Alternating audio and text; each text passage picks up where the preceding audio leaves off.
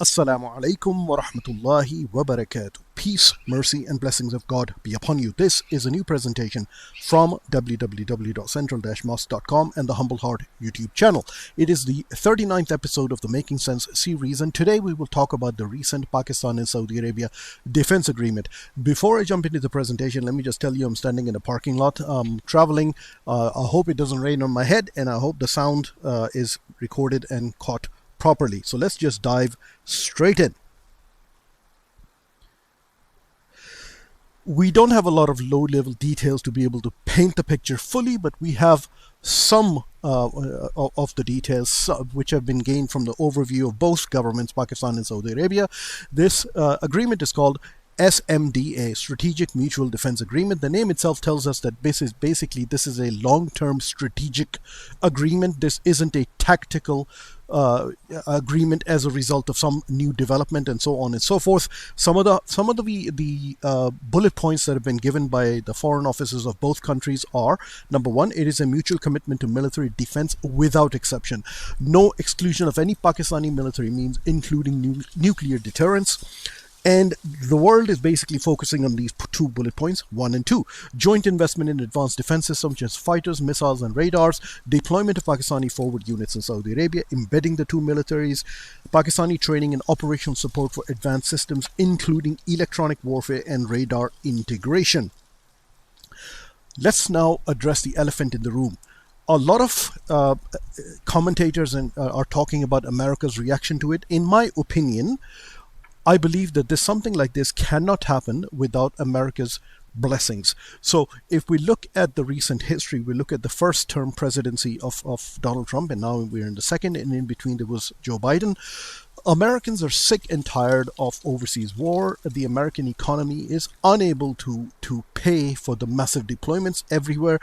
President Trump, in his first term, he actually closed down many of the US bases, reduced them from about 900 to about 730. And in the current second term, the de-escalation in the Middle East has continued, as we've seen in Syria and other places. So why? Because America sees China as its strategic rival, if not enemy, then at least a strategic rival. This started in the Obama era. It continued in Trump 1. It continued in Biden, and then in the current President Trump's term, it has gained new muscle. And let me remind you, right when Saudi Arabia and Pakistan were signing this agreement, the next day, President Trump was in the United Kingdom, and he specifically talked about taking back Bagram Air Force from Taliban. Sorry, not Air Force, Air Base, Bagram Air Base from the Taliban. And he specifically said that it is because of its close proximity to China. So this clearly tells us that America is de-escalating, detangling itself from the Middle East to actually put more focus, stronger focus onto countering its strategic rival, which they view as China. When it comes to the relationships between Pakistan and Saudi Arabia, I've talked about it previously in many videos. Pre-1990, Pakistan military has a long history of deployments in the Middle East. That's just not Saudi Arabia alone, but Jordan, Kuwait, Bahrain, Qatar, and so on and so forth, and including UAE. Pakistan military has a long history of protecting the two Haramain, the Holy Mosque in Mecca, and also in Medina. As many of you, when you travel to for Hajj or Umrah, you see many Pakistanis working in Haramain, whether they are filling the water coolers or cleaning and so on and so forth. A lot of those are ex-Pakistani military and also active duty Pakistani military personnel. Pakistan has been involved in the training of Saudi military for decades. If you look at the Pakistani military academies, particularly the Pakistani Army and the Pakistani Naval Academy, there are dozens of Saudi cadets going through these academies and graduating. So this agreement is not something that is a knee-jerk reaction or that just came about. Governments from 1980 onwards in Pakistan have all worked on this, no matter what their political persuasion was, to actually put pen to paper, and this has been decades in the making. However, we cannot discount that the actions of Israel on Qatar, the Israeli strike on Qatar, exacerbated the problem and actually focused the Arab minds that they need to do something about it, forcing the Arabs to put pen to paper.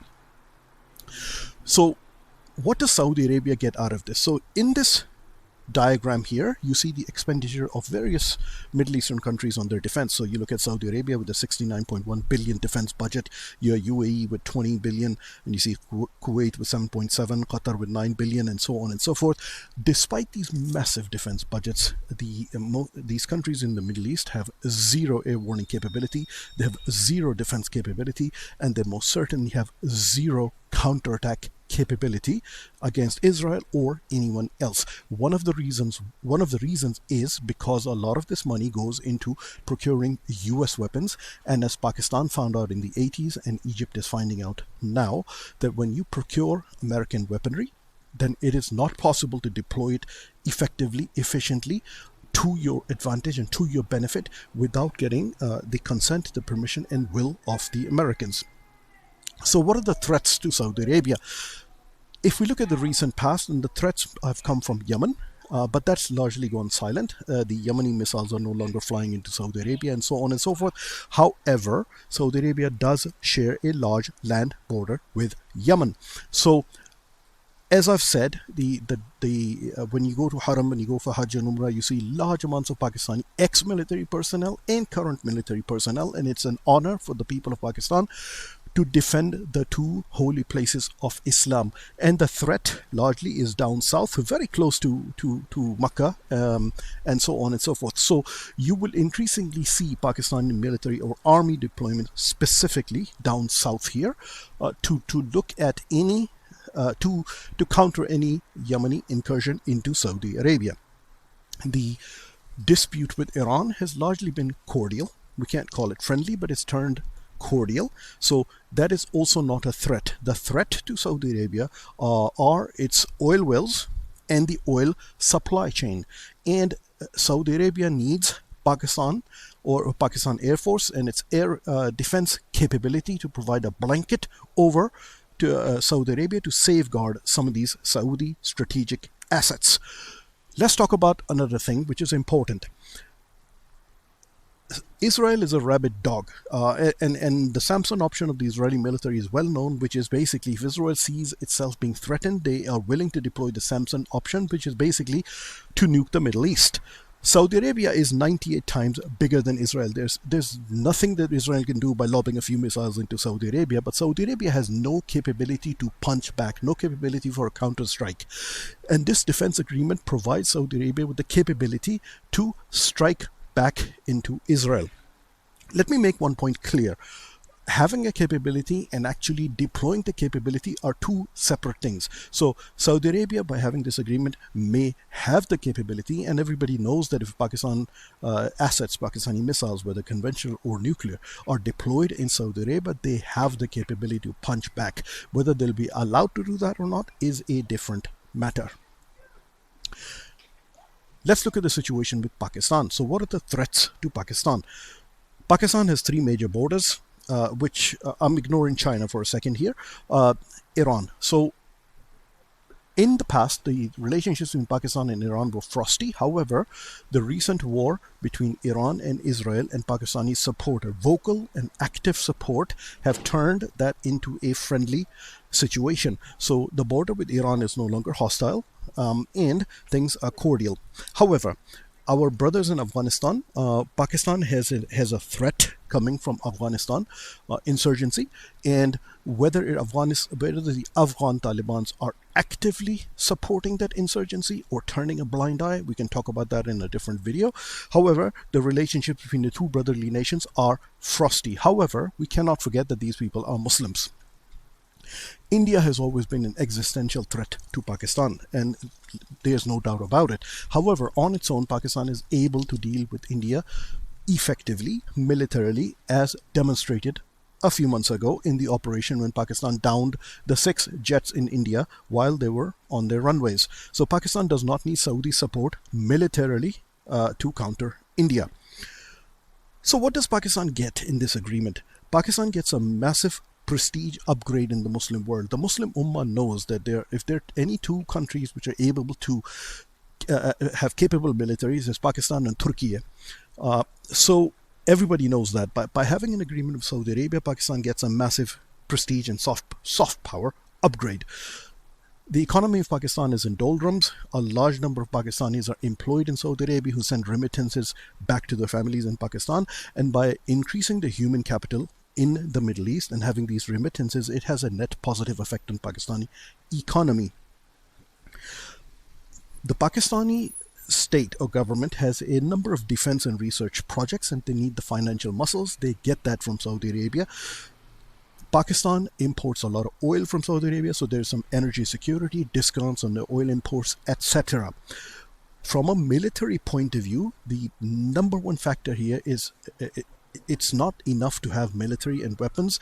You need to deploy it effectively, quickly, and efficiently. By having this agreement with Saudi Arabia, Pakistan military gains that, particularly Pakistan Navy, to be able to project power hundreds of miles beyond their borders. Conversely, India has massive energy reliance on the Middle East, which is basically, I think, $30 billion a year in oil imports from Saudi Arabia. Like Pakistan, India also has massive human capital, people working in the Middle East who send remittances back to India. So if by Pakistan having an agreement with Saudi Arabia is a positive for the economy, it could also disrupt Indian human capital and therefore Indian remittances back to India. Let me just give you my opinion at this point. I believe there will be other nations who will also jump into this agreement at some point. This is what I envisage may happen. What does Pakistan lose? So Pakistan has always been a thorn in the side of Israel, being the only nuclear powered Muslim country on this planet. But by extending their umbrella, either conventional or nuclear, over Saudi Arabia, Pakistan becomes a bullseye for Israel, and Israel can make things difficult for Pakistan in terms of terrorism, interference, and also destabilize Pakistan. Now, the biggest thing our Arab brothers can do in Saudi Arabia is to normalize the relationships between Taliban and Pakistan. That will help quash some of the insurgency on the western front, on the western border, and also decrease some of the instability. Inshallah, if Pakistan gets that out of this agreement from the Arabs, fantastic. There's a lot of speculation online as to where the deployments will happen in terms of Pakistan Air Force and Pakistan Army. There's always been speculation that Pakistan has assets on the Al Jauf Saudi base, and there's now strong speculation that Pakistan Air Force will take over or has taken over. Let me just put all of that to bed. It's not possible for the Air Force to just waltz in, land its jets and take over an Air Force. That is not what needs to happen. Israeli Air Force is a 5th gen Air Force versus Pakistan Air Force is transitioning into a 5th generation Air Force. So in order for Pakistan Air Force to transition, then deploy their air warning assets, AWACS aeroplanes and stuff like that, it will take probably a year. So imagine if today on the 21st of September 2025, if Pakistan's Air Force started doing this, it will probably take a year or so for them to be able to extend that blanket of protection of a country as large as Saudi Arabia. Pakistan Army is likely, as I said, to be deployed down here in the south. So what do we need to look for in the future? What we need to do is, it is likely that the squadrons of Pakistan Air Force will be deployed to Saudi Arabia, and some divisions or brigades of Pakistan Army will be deployed to Saudi Arabia. This is unlikely. It is unlikely that this will become secret because of open source intelligence and the world media. We will get to find out where things are being deployed, and as I've said in the previous videos, when you look at where military assets are being deployed, it kind of tells you what they perceive as a threat and also gives you an idea of their plan on how to counter it. Back to America. This is something that I feel like I want to talk about. So as soon as Pakistan and Saudi Arabia had an agreement, the next day, as I said, President Trump, standing in the United Kingdom, talked about the Bagram Air Force Base in Afghanistan, that he wants it. There's absolutely no chance that the Taliban will give this base to America. This Bagram Air Force is well into Afghanistan, and Afghanistan is surrounded by China, Pakistan, Iran, and so on and so forth. There's zero chance that American can just waltz in and get this air base. But America can deploy, and President Trump has threatened retaliation. So it is possible that America can deploy air assets or lob some missiles into Afghanistan or attack with drones and so on. It is time for Pakistan to unequivocally, sorry, and clearly say to America, absolutely not. Our airspace, our bases will not be used to attack Afghanistan because the relationship between Pakistan and Taliban are already frosty. Pakistan absolutely needs to draw the line in the sand and say we will not become a party on any sort of attack or any sort of CIA operation or anything like that against Afghanistan. They need to say this with absolute clarity and put their foot down, because if Pakistan even mumbles or dithers about this, this is going to have massive consequences for the security of Pakistan. So President Trump is already saying that he's going to say something, he's going to do something about it. Pakistan needs to really come out straight away, clearly, and say, absolutely not, we will not assist America in any such endeavor. Two things again. I believe that other Arab nations of the Middle East might jump into this defense agreement or create separate defense agreements with Pakistan. And lastly, as a Muslim, whenever two Muslim nations come together, we should appreciate it and thank Allah subhanahu wa ta'ala that Allah ta'ala is bringing the Muslims together. So on this channel, I have criticized Pakistani army, the human rights abuses and so on. I've also criticized the political leaders of Pakistan. But wherever we see a positive thing, we should appreciate it. Jazakallahu khairan. Assalamu alaikum wa rahmatullahi wa barakatuh.